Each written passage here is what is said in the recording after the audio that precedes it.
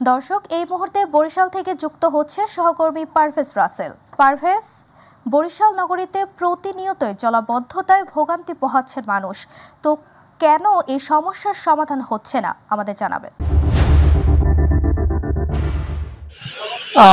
তাবাচ্ছুম, যেমনটা জানতে চেয়েছেন আপনি, আমিও বলতে চাই যে জানেন যে গত সপ্তাহখানেক ধরেই কিন্তু থেমে থেমে বৈরী আবহাওয়া, মৌসুমী বায়ুর পরিবর্তন এবং আমাবর্ষার কারণে কিন্তু এই জলাবদ্ধতা হচ্ছে, বৃষ্টি হচ্ছে এবং এই তীব্র বৃষ্টির কারণে কিন্তু জলজটের সৃষ্টি হচ্ছে।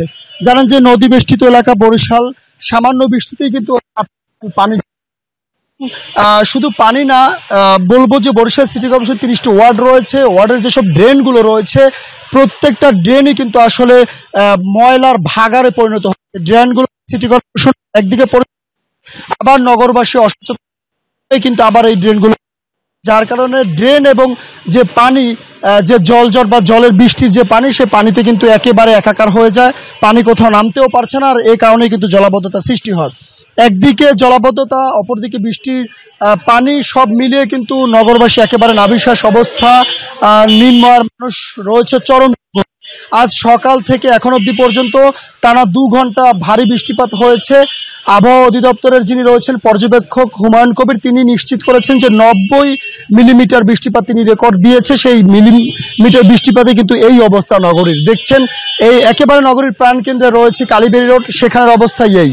নগরীর হসপিটাল রোড রয়েছে, সদর হসপিটাল রয়েছে, বগুড়া রোড রয়েছে, সদর রোড এবং নিম্ন অঞ্চল যে পলাশপুর, সেখানেও কিন্তু একেবারে কোথাও কোথাও কোমর অবধি, কোথাও হাঁটু অবধি পর্যন্ত পানি। এবং এই পানি কিন্তু 2-1 দিনে অবসর বা নেমে যায় না এবং অবসানও হয় না।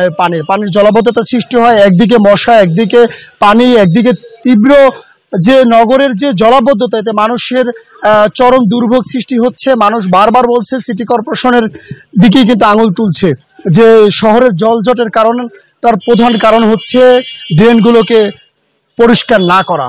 তো সব মিলিয়ে বরিশালের মানুষের যে দুর্ভোগ, সেটা কিন্তু আপনি দেখলেন। তো আপাতত এই রয়েছে বরিশাল থেকে আমার কাছে জলজটের যতটুকু তথ্য ছিল। পারভেজ, আপনাকে ধন্যবাদ। দর্শক, বরিশাল থেকে বৃষ্টির কারণে সৃষ্ট জলাবদ্ধতার সর্বশেষ পরিস্থিতি জানাচ্ছিলেন আমাদের সহকর্মী পারভেজ রাসেল।